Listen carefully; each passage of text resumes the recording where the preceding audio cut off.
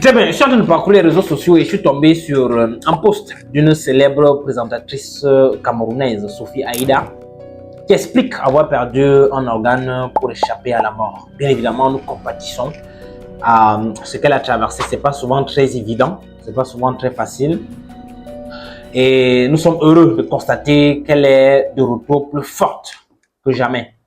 Par contre, ce que j'ai pas aimé dans son post, c'est l'incompétence généralisée de la médecine africaine qu'elle a mise en avant, sous prétexte que c'est celle de l'autre côté de l'extérieur qui lui a permis de se sauver. Bien évidemment, nous n'avons rien contre la médecine de l'extérieur, du moment où elle peut permettre à Sophie Aïda d'être de retour en force plus que jamais. Mais ce que Sophie Aïda ignore, c'est qu'en Afrique, il y a une médecine qui est 10 fois, j'ai pas envie de dire 20 fois supérieure à celle dont elle est en train de mettre en avant.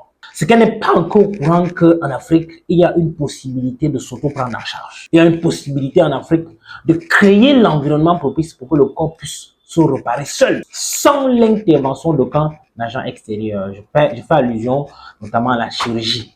C'est-à-dire qu'il y a une possibilité de réparer tout dans votre corps sans opération aujourd'hui en Afrique. Et pour le faire, nous agissons sur deux terrains.